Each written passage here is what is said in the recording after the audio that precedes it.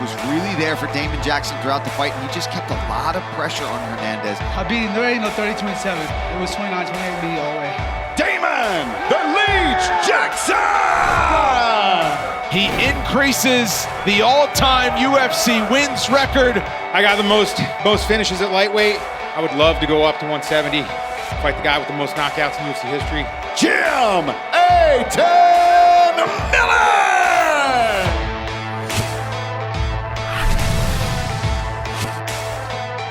Welcome to UFC Unfiltered.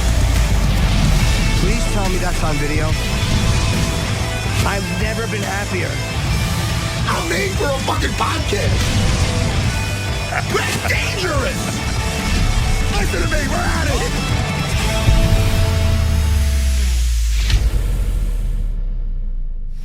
Welcome to UFC Unfiltered. Finally, the team is back. Yes. My friend, you were gone Wednesday, right? You were in Austin, Texas. Yes, I was. I was on JRE, the Joe Rogan Experience, with my buddy Dean Thomas and John Rollo. Has that come out yet? It is out. It's That's out great. already. It is. You want to know what number it is on JRE? Or no, What number, buddy? or else you could just type my name in, and then you'll know it that way. Not one number, though. I'll tell you right now what number it is. Are you ready? Yeah. It's number 154. JRE MMA show with Matt Serra. Oh, it's the MMA show. Oh, that's great. And Yeah. Dean Thomas and John Rollo. It keeps getting better.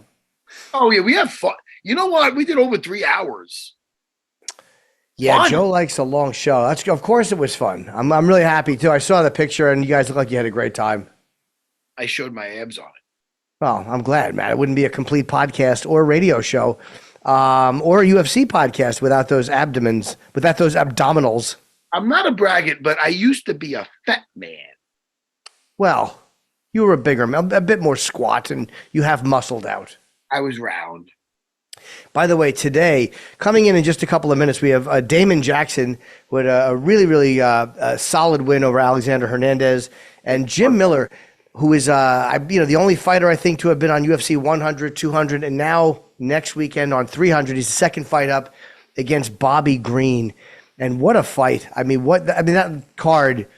It's sickening how good that card is. It is every fight. It starts off with Figueiredo against Cody Garbrandt. Is the opening fight of the early prelims. Man, is this going to be a great, great night? You know, I'm thinking because it's such a great card, if we have time, because we're going to talk about the main card for sure next episode. And I think maybe we should start later on with the early prelims, because like we said, it's Crazy. It could be a main event. Yeah. That first early prelim. 100%. Yeah. You know, so I like Cody Garbrandt. I like a good comeback story. It's not that he really fell off, but you know, there's times he really shows signs of greatness, you know? Yeah. And I think he's young enough and he's with the right people. I think he could really make a comeback. And Figueiredo's a great guy to make a statement with. Yeah. Yeah, he is. It's insane to me.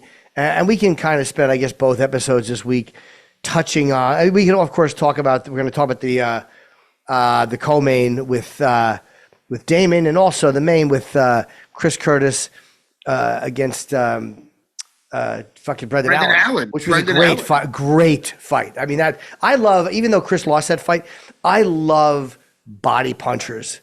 It's just so awful to watch a guy getting hit in the body. It's just such a great when a guy is known for doing that. I always enjoy Chris's fight for that reason. And I don't want to take anything away from Brendan Allen, because that was a dog fight. Great fight. When I say dog fight, stop barking. Ready? Okay. It was a dog fight. I knew you'd do something silly. That's why I said that. Okay. The softball. The layup. It was a little softball. No, you're right. Jimmy, yeah, it was one thumbs up, not two. Are you trying to tell me someone's in the waiting room? Oh, he's been in the waiting room. Yeah, we can. Damon Jackson, and it's his first time on the show. And after I'm saying, if you want to talk about the main, we might as well get him in and discuss. I'm sure he watched it. Well, I was gonna say that who were we just talking about? Chris Curtis Chris and Curtis. Brendan Allen. Yeah, Chris Curtis. He did take that fight on, like, I believe, less than a month's notice. So yeah. I just want to say that. There he is. Damon Damon. Jackson. Listen. What a fight, bro! Congratulations. Oh yeah, I appreciate it, man. Thank you. And nice to meet you, man. This is your first time on the show. Yeah, first time. Yeah. Go ahead, Jimmy. Oh, I'm sorry, Damon. I talk a lot about the judging, and like, look, man, I know judges are people, right? And but there has to be some accountability, because what you guys do is so difficult, and for someone to have scored that 30-27, hey, they want to give him the third, yeah, of course, first even on a crazy thing, which I don't even think, but 30-27 is egregious, and I don't know how to make sense of that. How do you make sense of something like that when it happens? Man, that's why it's so important to finish fights. Like, that's why, like, I go out there every time I'm looking for a finish, and I knew he was a tough opponent, and it was going to be tough to get the finish, but I wanted that finish because, he's been in the game for a while. I've been in the game for a while. You don't know. These judges are fans too. Like, at the end of the day, like, they're fans of the sport. They wouldn't donate their time. It's like, there's no education there. There's no repercussion if they mess up. There's nothing there. It makes no sense to me. Right. Your nickname's The Leech, correct? Yes, sir. Second I heard that, and after watching this fight, it's simple to know. A stupid question would be why? Because you're sucking the blood. Is that what it is? Because leeches suck the blood from you, that you're just, it's like you're sucking their energy for us. Because once they think they're out, you're getting in on like singles, and you're locking your hands when you shouldn't even be able to, around his butt. And Hernandez doesn't look like an easy guy to get down, keep down. He's good in scrambles. Yeah. But shit, man, how did you get that nickname? That from wrestling. So from college, my buddies, I was holding everybody down at practice one day, and I had this heavyweight. I basically went through the whole team, and I had the last person was a heavyweight, and I had to hold him down for 30 seconds to win. And I held him down for like 5 minutes, and he couldn't get me off his back. He was doing front flips and like doing all this crazy stuff, and I just kept his back. And my coach was like, "You're like a leech." And I had just started fighting at the time, and my buddies were like, "Oh, that's your new nickname, the Leech." So it stuck. You had a couple of takedowns in the first and in the second, and he kind of, I don't know what the position would be called. The way he was kind of wrapped around your back, it was the same thing in both rounds. What would you call that? Where it was hard for you to swing your leg around and grab his legs? Yeah, I could not step over his legs because I didn't want to overextend my hips and like let him sweep me. So I was basically trying to break his grip and step over his legs. I don't know what you would call it, but it was definitely an awkward position because I knew that if I adjusted my grip, he was going to be able to hip heist and like work out of that position. And so I was kind of like, I was fighting. I was like, man, he's going to move eventually. I thought he was going to move, and he never did. So once I was finally ended up able to break his grip, it was, I got to the position that, I ended up getting mounted. It was good. It was, he's tough, man. He's strong as hell. He had the extra 5 pounds too. Yeah. Yeah. Where did you grow up, and what was your first discipline? Was it wrestling? Your first discipline? Yeah. I grew up in Oklahoma. My first discipline was wrestling. That's why I really started wrestling. In the 7th grade, I tried out for basketball, and I made the B team, and me and my buddy were like, "Hey man, let's go try wrestling." And so we walked over to we had wrestling on one side, basketball on the other side. And so I tried basketball because I played that my whole childhood, and then I started wrestling in 7th grade. And once I saw the UFC, like all the good fighters had wrestling background. That's when I was like, I gotta stick with wrestling, When did you start striking? Really not until like Leonard Garcia fight. So like probably my 10th pro fight in. Wow. And your calf kicks were nice, man. Those I love watching someone beat up legs because that's such a painful thing. That's just something you picked up later after you had already started fighting? I was just kind of like, fuck it, like no one's gonna take me down, so I'll kick all day. Cause like, if I'm kicking someone, the only thing they're gonna be able to do is either step in and hit me, or they're gonna step in and take me down. I'm like, okay. Step in, take me down all day, like do it, So I'm okay with that. I'm okay with being on my back. I've been doing jiu-jitsu since 2005, so I've been at it for a minute, and I'm okay with being on my back. I heard you're opening up a school. Is it an MMA school? Is it a jiu-jitsu school? What do we got there? Yeah, I actually opened that up last June, so I've been almost a year. Oh, Yeah. I'm sorry. It's we do everything. We do jiu-jitsu, wrestling, kickboxing, MMA, the whole thing. So this is great. Now that's your job besides fighting. I've been there all morning. Today I got back late last night, so we weren't open. And then I've been there all morning. And then I have a little bit of a gap now. Then I have classes tonight, and I'm back at it. And it's a Fortis. Yeah, no, Fortis in Lakeside. Yeah. I'm sorry. Hold on. You have classes at Fortis, or you have classes? It's like a Fortis franchise, right? Yeah. It's I just opened up my own place, and I was like, man, like I was such a big part of this when we first started the Fortis gym in Dallas. So me and my coach have been together since the beginning. So it was just nice to kind of like pass that on and like open that up, and to open my own place, and I was honored to call it Fortis. Oh, Safe Sayoud we're talking about. Yeah. Oh yeah. Yep. That's great. Now listen, hey man, not only congratulations on your fight, but on your life. Wait, you're winning. Isn't it great? I just came from my school also, bro. Oh yeah. But it's such a great life, dude. This is it. This is it. When you retire from fighting, you'll be doing the same shit. You literally never have to work a day in your life. No, it's pretty wrong. awesome. I don't know. It's not that it's not work, but you could be fucking laying bricks or something. Yeah, it cracks me up every time, and I'm like, okay, I'm gonna show you guys a single, and we're gonna run the pipe, and I'm like, you guys are paying me to show you how to do a single, run the pipe. Like you guys are coming in here like grinding, like you want me to punch you in the face, and it's like it's funny every day. Just it's pretty awesome. Well, you're a young guy too. I mean, I saw you're 31. So you 30 when you open that? I'm 35. Oh, you know why? It says we have the it says 31 on this. Okay, 35 makes a little more sense. You're still not old.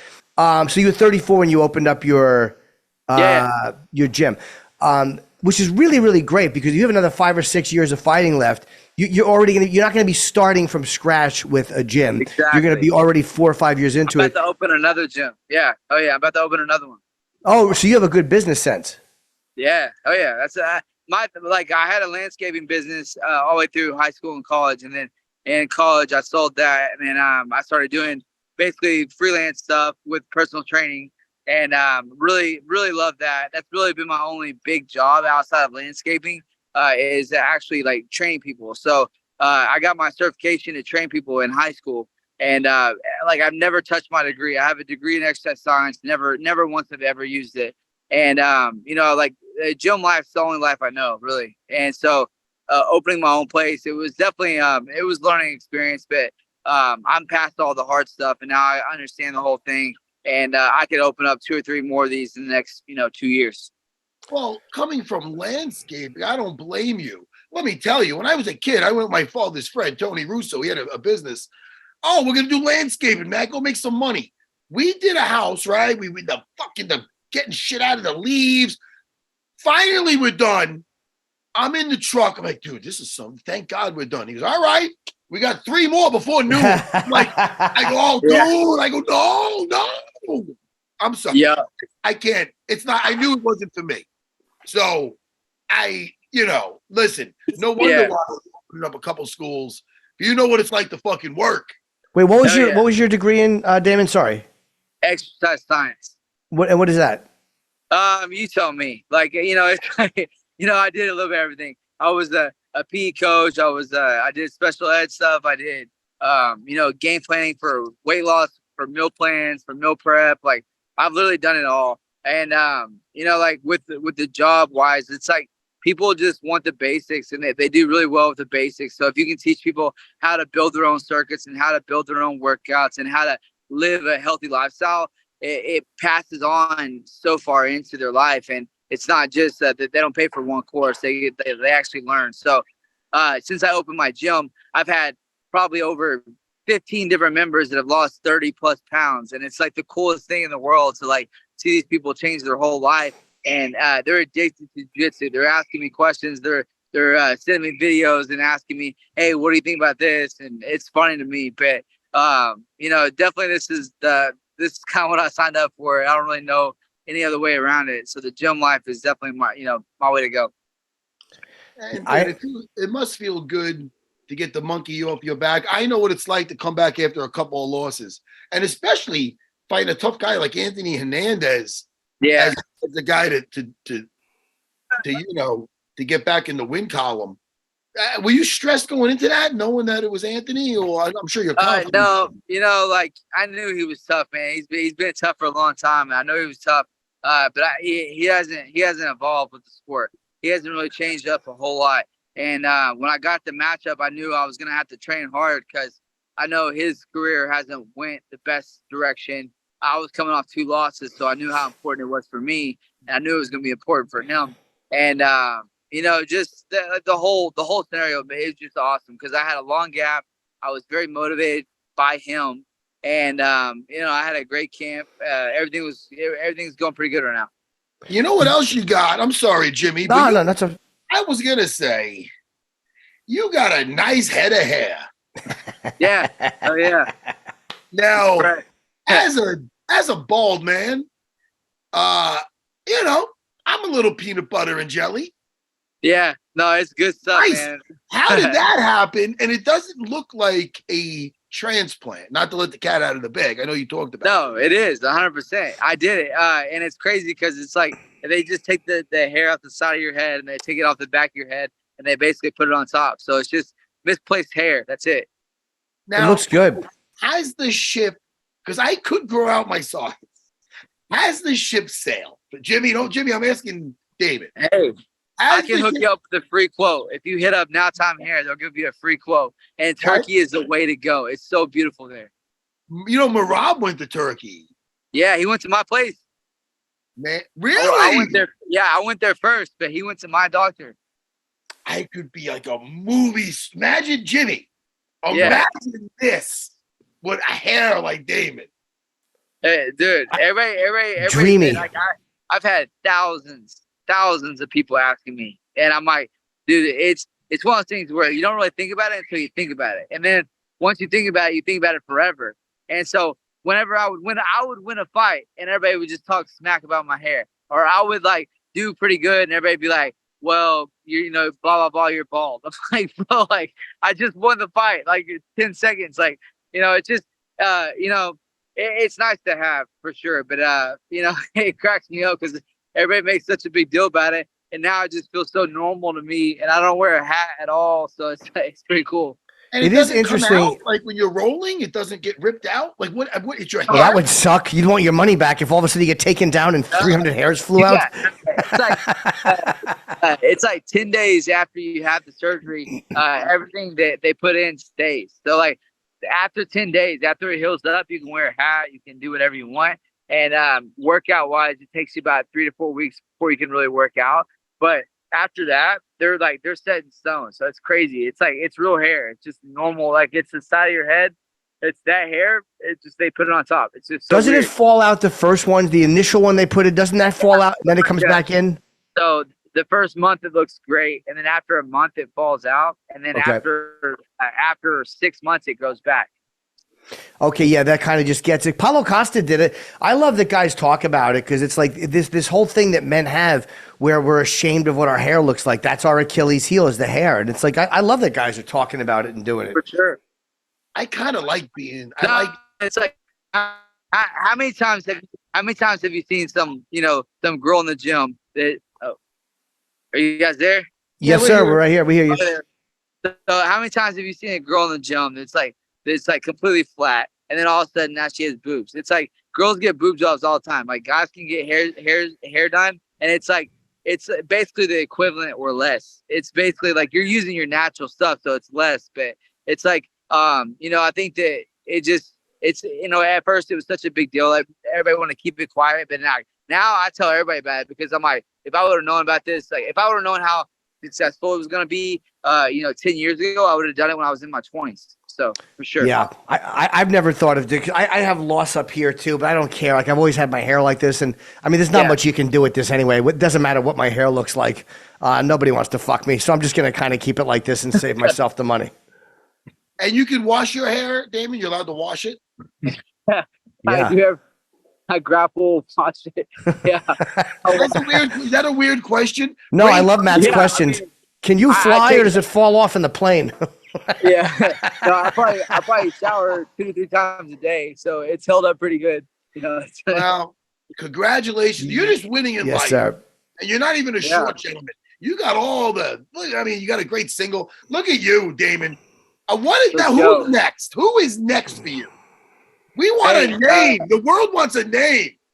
I know, man. I would like to be an asshole and just sit here and call people out, but I know, like, I'm sitting right outside of the top 15. I can't really sit here and call anybody out. I would love to fight Bryce Mitchell. That would be amazing. Me and Bryce Mitchell up in Oklahoma would be amazing. That would be like number 1. Number 2 probably be like Julian Arosa or someone in that top 20 mix. You know, that right outside the top 15. And then after, I don't give a shit. Like when I say I don't care, like I truly don't care. Yep. Anybody at 45, anybody at 55, I'm gonna take the fight. You know, I'm thinking of you and Bryce Mitchell, and that would be a grappler's delight. Yeah. Oh, yeah. That would be a 3-round stand-up battle. That would be country boys throwing down. Like that would be a money matchup. Do you think that when you guys, sometimes when people expect 2 guys to do one thing, who did we just talk about that said that it cancels each other out and it winds up, there's no takedown?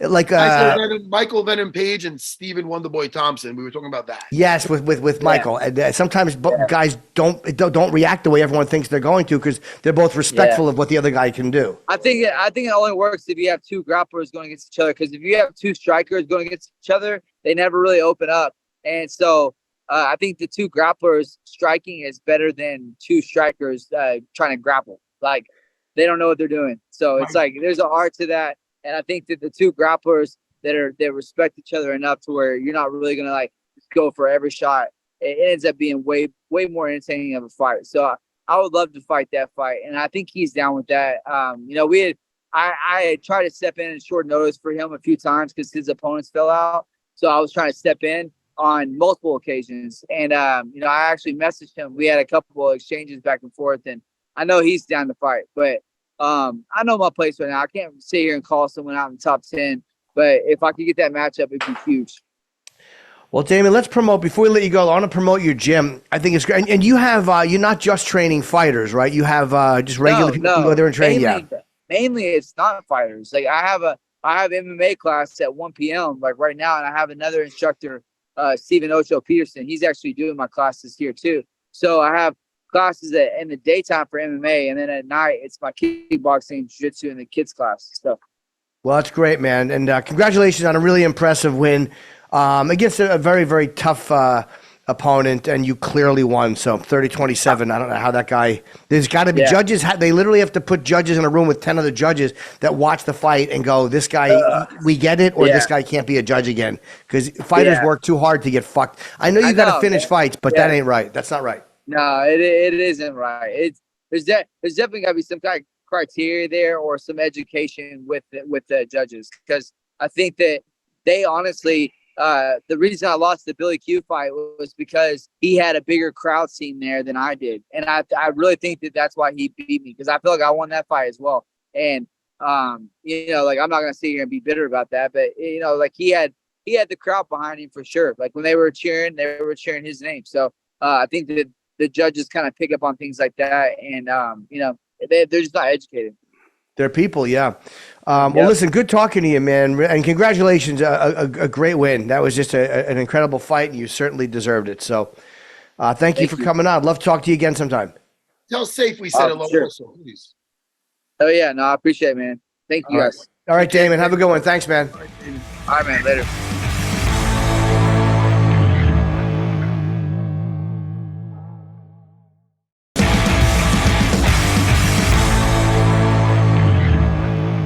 That was great. Yeah. He really seems like a very grounded guy. The Leech is a good nickname. It's a great nickname, Matt. It's a great nickname. No. So wait, are you thinking about getting hair? I don't think you need it. You look like this is just you. Absolutely not. I Yeah. look like an asshole with hair. And without. Am I- Yeah, no, Excuse me? no, I said no, me, I got to get some too. Oh, I thought you said and without. Never. You're so mean. Jimmy, you're mean to me sometimes. I like to shave my head sometimes multiple times a day. It's You do. relaxing. I do Yeah. it in the shower, in my steam shower. Is it an electric shaver you have or a razor? No. Bic. Ah. Just a straight up those disposable razors, but I get some life out of them. And it's just, oh, dude, it's so smooth, my head. I have a nice head to be bald. And You do. makes it nice is my facial hair. I have a nice Manscaped shout out. I don't even know Yeah. if there's anymore. But, you know, this feels nice. I go over this. I like to keep it tight. And just like Yeah. my leg lock. I went to do a stack, and when they widen the leg, I put my foot under that butt cheek. I go like I'm going to bring my knee over, like it's going to hit the floor, and I sit through for a straight knee bar. I showed that today. I'm not at that point yet. Yeah, well, you know, you're off to a little trot. A little bit. No, Working I- on the Dars today and the Kimura and guillotines. No, I'm a Kimura man and an ass man. Yes, I'll say. I went to Austin, and I had such a good time. And then that night, I was going to go see To the Mothership to watch some comedy. But but by the time I got back to the hotel, I ordered Uber Eats because I didn't like the menu. Sorry. And the food got there within a half an hour and we had to leave. And I go, John, Dean, man down. My ass is taking me out. You were tired. Yeah, I want to go watch Shane Gillis. I want to giggle. I like to laugh. And I want to see Joe's new place, the little boy, the big room. It's great. It's a great club. The big fat man, little boy. I want to see all that shit. Great club. So, I mean, I'm sitting there watching it in my hotel room anyway. So my basement flooded. Ah. Yeah, there's something going on in the back of my house where there's like down my basement, like steps. On the outside, there's a drain, and it's just overflowing, and it overflowed into my basement door. And it's still my buddy Nino, Royal Flush. He has Royal Flush plumbing service. He got It's a great name. Yeah. that from Easy Money. We get that. Not a lot of people would get that. He's got the van just like it too. He's fucking hysterical. That's funny. Funny movie. I love it. Nino's one of my black belts. Jimmy, he's your size, and you'd love him because he strangles. And, dude, I think he's your exact size and age. And he strangles the fucking guys over 200 pounds. Yeah. So you love Nino.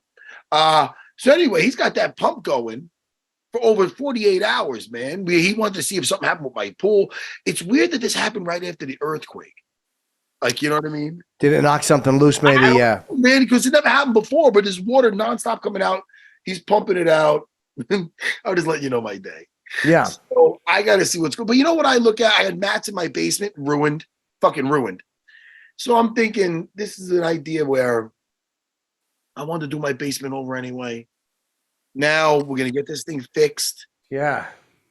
Here we go. I got to scratch my back. Do you want me to get off the thing and do it? I got to scratch it on the chair. Just scratch it however you I want. got man. to take my shirt off and do it. Ah, please. I'd prefer you do it on camera. I am really looking for. We should do. Did we do? You said we should save our picks for Yes. Wednesday's show. We might even do more picks than normal this time. Why not? This card is so fucking crazy and stacked. Sorry for so Did we have any? I mean, for people who want to see this, it's like looking in your yard and seeing a bear wander in and scratches back on the tree. Oh my God! This should be the promo for the episode. Leave me alone. No, I got my. Hold on. Yeah, that is a good feeling, though. Scratching your back is a good feeling. Oh, I got it. I forget that I'm not fat. I can do it with my hand. Yeah. Oh. And then, did we have any picks for this last? Maybe we didn't. Were there any God, picks yeah, done? holy shit. What is that? Jimmy. Oh, I'm sorry. It's my arm. Oh. Oh. Now, they're saying we should wait, Matt. Do you think we should do a couple of extra picks? Like, I mean. Jimmy. What? Buddy? What? You what? You what? Yeah. I'm curious. Let's do some picks. Let's Jimmy, do a couple because I guys think we thought can I do a was a- bunch. I got patience, but you got to start acting your age. I know. I understand. I don't I understand. Dude, I feel like you enraged the Hulk. I think that you got me. It's almost like you got me angry. Talk me down. Oh, Don't be so angry, Hulker. you're not exactly Scarlett Johansson.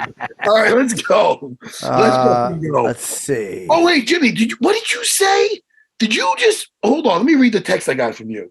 Matt, congrats. Yesterday was April 7th. 17 years ago, you shocked the world. Your favorite partner, Jimmy.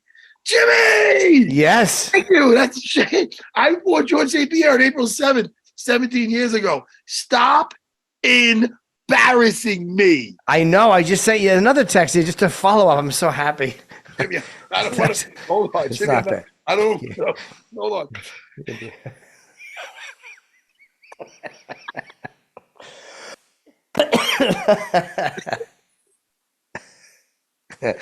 Jimmy, Yes.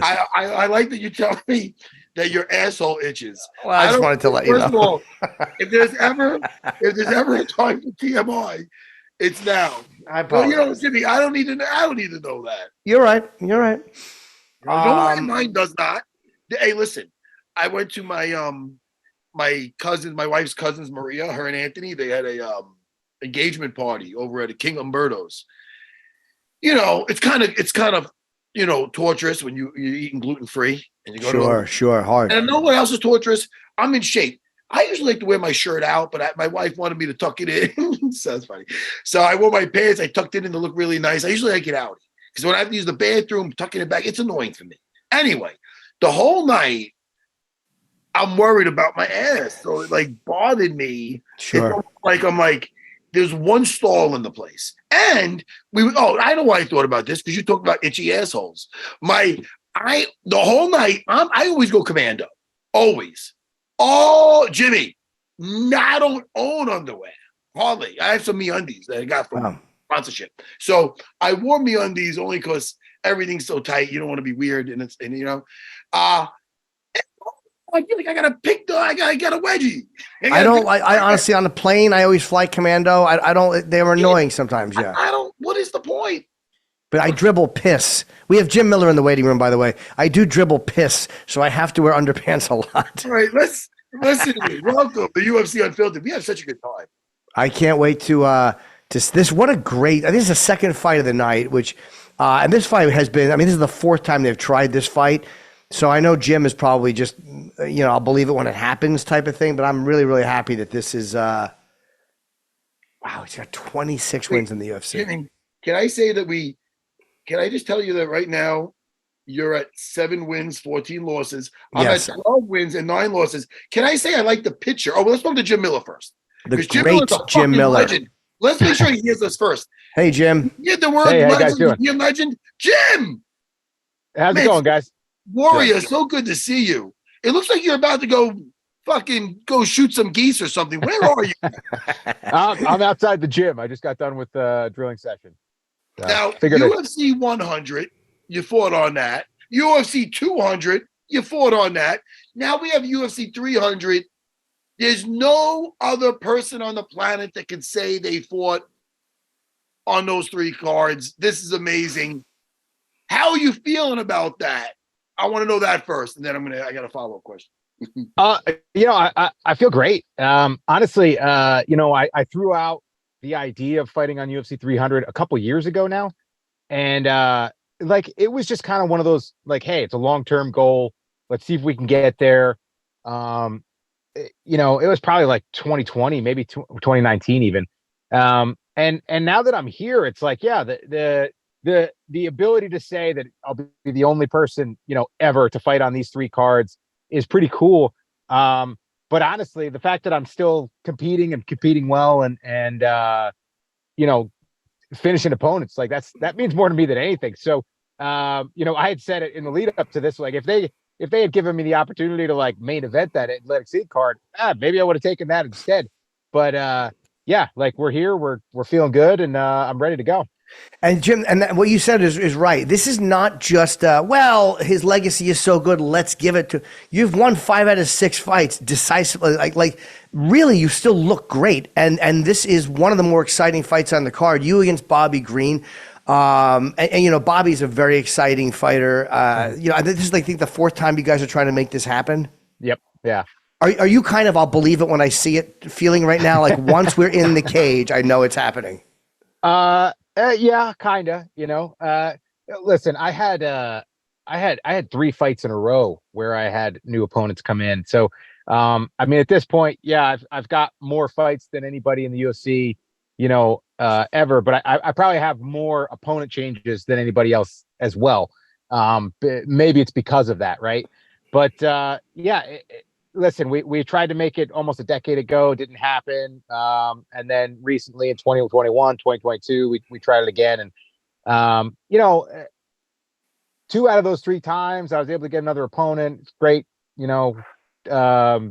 Honestly, in 2022, when I had the opportunity to avenge the loss against Cerrone and beat him to take the most wins in the UFC title, you couldn't have scripted it better. So, shit happens in this sport, man. So, I've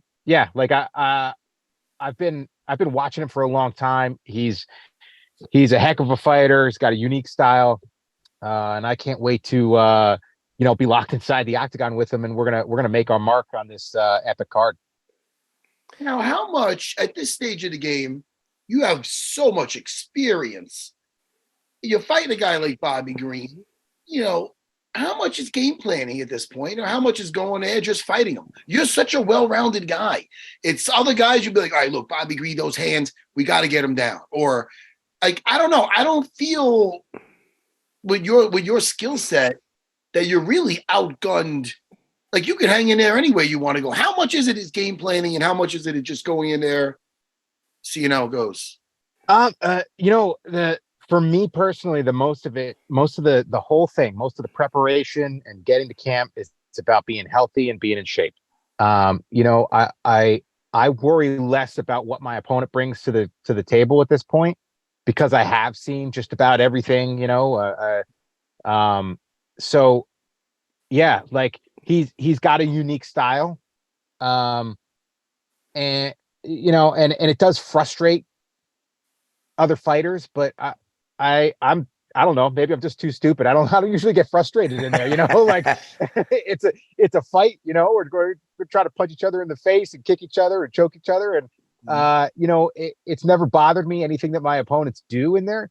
So I just look at it as like, hey man, I've had the last couple months to get ready for this, and I'm firing on all cylinders and ready to go, and no matter what he does, and I'm going to be prepared for it. And that's the crazy part too, right? Is that like, we're professional athletes. We could change, give us a couple months. We could change. We could do new stuff, so like, I don't fixate myself on what somebody was 6 months ago. Wouldn't it be great if he changed and just jump guard on you? Yeah. Oh, that would be awesome. That'd be different. Oh, what is that? Oh, he changed. I'm looking at your record, Jim, too. And you talk about staying healthy. Since 2008, it looks like you've had a minimum of 2 fights a year. You've had a lot of 4-fight years. Like, you really have stayed incredibly healthy. So if you've gotten hurt, you've done it at strategic times. What's the longest you've been out? Because it seems like you have not had a break in 16 years.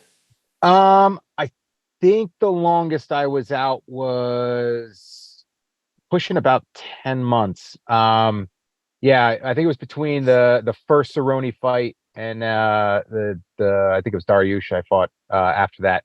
And that wasn't even really like injury. That was kind of, I got shelved. They're like, hey, I was asking for a fight. They're like, we got a card in Newark in 5 months, and I was like, I can fight once in between there. That's fine. Sure. And I didn't get that opportunity. So like there's definitely been the bumps and bruises. I do have injuries. I do have nagging stuff. But I've been lucky enough that I've been able to avoid the super devastating ones, and using what smarts that I do have has helped in that as well. Like I don't don't like making mistakes twice. So I really avoid doing stupid stuff in the gym, and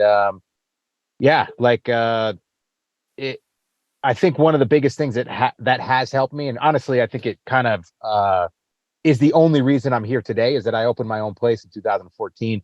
I don't think that I would have gotten through Lyme disease had I been training at somebody else's gym. Honestly, if I had somebody like coaching me and driving me, and it's important to have that. It's necessary sometimes to have somebody like on you to push hard these rounds and this and that. But I consider myself very coachable, and there were a lot of days where I couldn't do it. And if I had somebody trying to drive me into that and, make the most out of one of my bad days, I probably would have hurt myself. So, opening this place up, and, I ended up selling a couple of years ago, but it's Jim Fitzpatrick, who I sold to, good buddy of mine, one of my training partners, cornered me in the last fight. Awesome dude, kept the same culture. It's an amazing place. And, I just try to keep it tight and not have to worry about those wild cards that come into some of the big gyms sometimes trying to make a name for themselves. What made you not want to keep it for yourself and sell it to your friend? Just the all the nonsense, man. I enjoy teaching. I do. But I've been competing so much, right? Like that I really want to like coach guys who are trying to fight at the most elite level, and to run a successful gym, you have to cater to the average person, regular people. Yeah. And I love regular people. I do. But there's some of the sides of, running the business, teaching the jiu-jitsu, teaching the Thai and all that stuff that you have to like, almost water it down a little bit, I think is the appropriate way to put it. I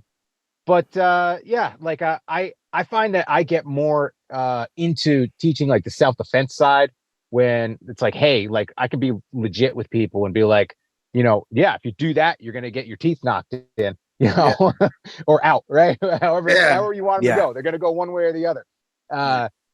And sometimes in even an advanced jiu-jitsu class, you can't always do that with people. So I got you. Being able to just focus on fighting too. As I've gotten older, that's one of the things that I've noticed is like when I'm in fight camp, I have time and energy for, training and recovery and my family. And it's really, really difficult for me at this point to throw something else in there, throw running a gym in there, or, starting one of these other businesses or something like that. So it's, I think for the time being,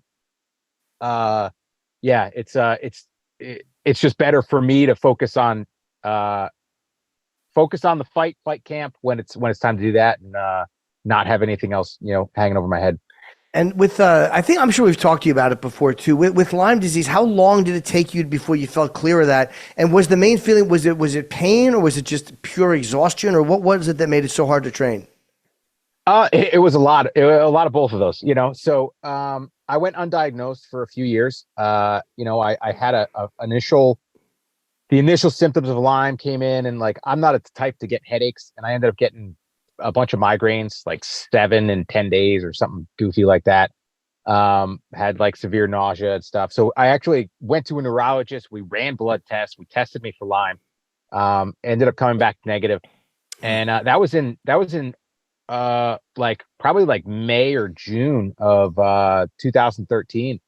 And it went all the way to early 2016 when I was finally diagnosed. And at that point, the joint pain was severe. I could be in the middle of rounds, having been warmed up and all that stuff, and I'd have to stand up like an old man, put my hand on my knee to get up. I couldn't lift or sprint. Anything like anaerobic would kick my butt. I was having like neurological issues, essentially. Like Lyme creates a plaque in your brain, much like the plaque that is associated with Alzheimer's disease. Oh, wow. So honestly, there's it sucks, but it's like, there's periods of like 2015 and early 16 that I don't have a lot of memories of. Like I remember stuff way before that. It was cemented in there. I just can't access those things. And as a father who, my son was born in April of 15, it's like I don't really remember him as a baby all that much, and it hurts, to try to recall some of that stuff. And sometimes I can, but I can see all my other kids as babies a lot easier than I can my Sawyer. And that's the one that really gets to me, But like after the diagnosis, the joint pain went away pretty quickly. The brain fog kind of lifted a couple weeks. That neural fatigue was the biggest thing. The anaerobic stuff. It took me a couple of years changing my diet, really being super good about supplementation, and then on my medication. It was probably like early 2018 where I felt like I could finally load a bar or hop on the treadmill and do some sprints or something like that, and not be like super banged up from it. And here you are years later fighting. It's crazy, right? Yeah. Right? Just still fighting. Now, how did it feel when you turned the corner? How did it feel with that? You're like, oh my God, I'm back. How did it feel when you started realizing still a superhero? It felt great. It felt great to be able to train like I had always trained, but like there I was, like I almost feel like my career has been 4 different, chapters at this point. Like there's the pre-Lyme, coming in strong, fighting to my strengths, outworking guys who were probably better fighters than me. And then it's like the Lyme period where I felt like shit. I trained like shit, and then that first couple of years, first 2, probably 2, maybe a little bit of 2.5 years of like coming out of Lyme. Now I'm a 35-year-old lightweight, and that's not easy. So like now I got to figure out like, okay, I can't go back to the old, even though I feel like I can train like I used to. I can't go back to that because I'm not that guy anymore. I'm not the 27-year-old guy. I'm 35, 36 years old. So it took a little time for me to figure out how to prepare myself in the best way and also kind of compete in the best way. And I've had a lot of help and a lot of support along the way. But I really feel like the probably like 2021 is when things started to like, all right, now I've got it, and that's like, I'm 38 years old or 37 years old in the early 2021, but it's like, now I know how to fight like an old man, right? Like I figured it out. So here we are, on this last run, and I'm gonna try to make this as long and epic as I can. Yeah, Jim, look, I mean, everyone loves you. You're one of the fan favorites for just years and years and years now. You deserve this card. We're very happy for you. Thank you. And again, it's a great opponent. Bobby Green is a fun guy to watch fight. And I'm sure you guys have a mutual respect. I'm sure you know each other after all these years. The 4th time is a charm, and it's happening. So have a great fight, man. And we're really happy you're on this. And I cannot wait for this night. Yeah, Thank Jim. you very much. All right, Jim. All our best, Warrior. Yes. All right. Thank you, buddy. Hall of Famer, the great Jim Miller. Thank you, Jim.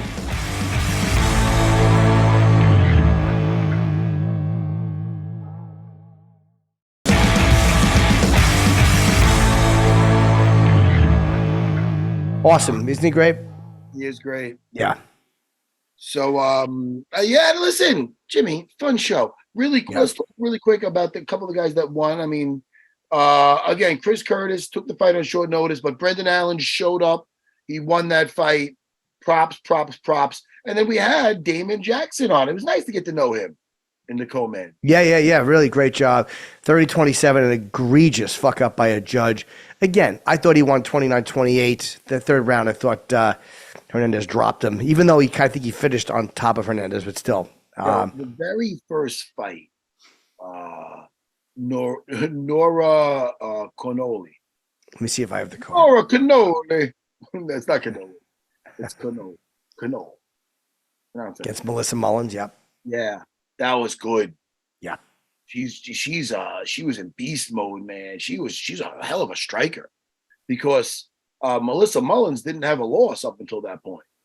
You know, she handed our first loss. Yeah, she was 6-0. All right. You don't want to talk about that? No. It was great. I thought it was great. I like that is nice fucking fight. And Cesar Almeida, I'll tell you, man, he looked good because Dylan Budka got Cesar on his Budka early. He didn't stay there. No, Not Cesar. No, I know. He got up and why you making that? Just I was gonna go to the little boy with the fat room, and I was gonna go in there and be like, "Hey, Mullins." I don't know. Listen. So anyway, Cesar. Jimmy, I'm not. You're the comedian. I'm just your silly friend. But basically, what you're saying is that Caesar really conquered Dylan. You know what you're saying? Yes. Okay. Yeah. He did. What else do we got? Hey, look, Alex Romano over our friend Court McGee. Good fight. Close fight, 29-28. Congratulations to Alex. Charlie Campbell in the squad from Long Island, from Lore MMA. I saw Dylan Mattiello. I fucked up his last name. That's okay. Dylan the Quiet Man was in the corner. Yeah. He's a good fighter, you know. And so was Austin. These guys are all over at Longo's. Eric Haya. But Charlie Campbell and Trevor Peak was that was good, man. That was a good fight. Charlie won. The Cannibal won. Yeah. Good times, man. What else? I feel very good, and do you want to do a couple of picks for next week? We should do a lot more picks than just 2 or 3. We want to do a couple. Catch up. I mean, we're on because I'm also taking the chance on losing and getting further behind. Let's do it. Where do you want to start? I mean, every single piece of this card is good. Yeah, I'm on next show. Do we know? I don't know. That's a good question. He's gonna tell us right now. Ready? Like a magic, right? 3, 2. Hill and Proska. That's great. That's nice, man. Yeah, the main fight of the prelims, and of course, what do you want to pick? What's that? We can pick every damn fight. I don't know. Why don't we start at the early prelims and do a couple of those, man? Because that's sure. I'm with you. You want to start with Figueiredo, Cody Garbrandt? Huh. Now, do we go with our head or our heart? You got to go with your head. I mean, I always go with my heart, Matt, and that's why a lot of times I make mistakes. Here's the thing. I'm a jiu-jitsu man, and I love Figueiredo's jiu-jitsu. But I like Cody Garbrandt. I do too. And I'm going to go with him. Okay. That head over heart, that heart over head. I will tell you this. Turn on your heart light. Hold on, Jimmy. Let it shine wherever you go. I wish I knew the rest of those words because I'm glad you don't. Now, Figueiredo, how are you taking Cody? I'm gonna say by decision because I think Figueiredo's jiu-jitsu, if he gets knocked down, he has a good guard. And I can see him getting knocked down and maybe Cody not follow him the guard, which I recommend. And Cody by decision. I'm going to take Davison. I didn't mean to say it like that, excuse me. But a lot of sprawling and brawling. I should have just let you keep talking. Nah, that's okay. I mean, it was well worth the wait. I'm happy you said it. I'm going to take Davison Figueiredo. I'll take Davison by a second round stoppage. All right. Come on, Cody. I'm with you. I love Cody. Now, Jim Miller, of course, Bobby Green. Tough fight to pick. Son of a bitch. We just had him on here. You're picking against him. No. I don't think I can. As a guy that just knows him for so long, I think that'd be horrible. But yet I like Bobby too. I can't go against. I like both of these guys. I'm going to take. Go ahead. Bobby is so good at staying away from things. So it's going to be hard for me to take Jim by submission, but I think I'll take Jim Miller by decision. You know what? Bobby's coming off a brutal loss To Jalen Turner, yeah. Yes. So that means he's due for a win. I'll take Bobby by decision. Okay. All right. Marina Yeah, Rodriguez, Jessica Andrade. What has Jessica done in her last couple of fights? She won her last fight, didn't she? Or am I a fucking idiot? I guess he'll let us. I can just look that up. I don't know. Marina Rodriguez is tough too, though, man. Yes, she is. Hold on, buddy. I'm looking up Jessica Andrade. Apologies to the audience for listening to this. We didn't actually plan on doing this today. Let's see what Jessica did in her last couple of fights. I'm going to take Jessica Andrade. She knocked out Mackenzie. That's right. You know, because she's coming off that win. I like Marina Rodriguez, though. I think she's tough. Me too. Style-wise, I think Jessica Andrade can get it done with a second-round TKO. Okay, and who would you pick? I see you over there. I think I kind of think you're right, but instead I'm going to take Marina Rodriguez by decision. Okay. Do you want to do more? How about Jalen Turner versus Renato Moicano? It means no worries. Renato Moicano. What are these noises? You don't like it. You just don't have to say it. You're right. I should hush. I'm sorry. You can do what you want. You don't deserve this. You've been radio for 30 years. You don't deserve it. Turner against Moicano. Yes. Boy, another tough fight to pick.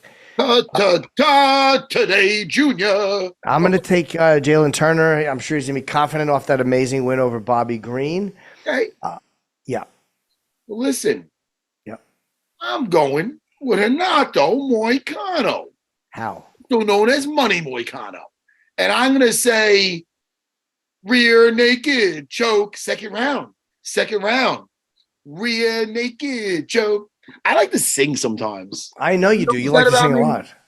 Jolly little fellow who likes to be bald. I'm not getting no hair transplant. I'm gonna take all right. Turner. Oh, I'm sorry. Go ahead. Take Turner. First round stoppage. Ike Turner? Actually, no. Second round stoppage, not first round. All right, good. I got an auto for the second round. Rear naked choke. All right, so we picked a few of the prelims. Jimmy, I need. My wife ordered me on a gluten-free everything bagel, pastrami with Swiss.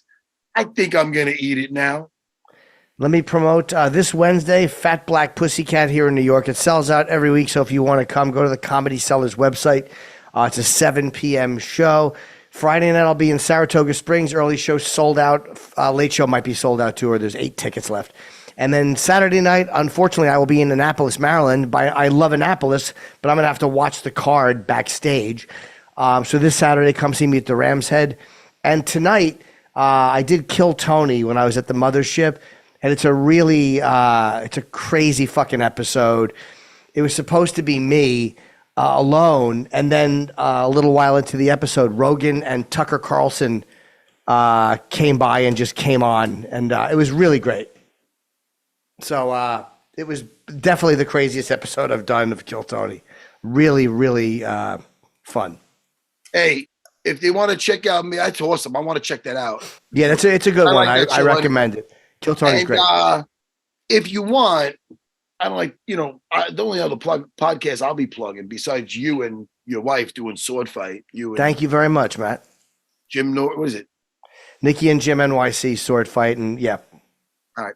I'm on the latest. I think we talked about it before. I'm on the latest or one of the latest JREs, the Joe Rogan podcast, and that's fun too. Okay? It's the MMA show.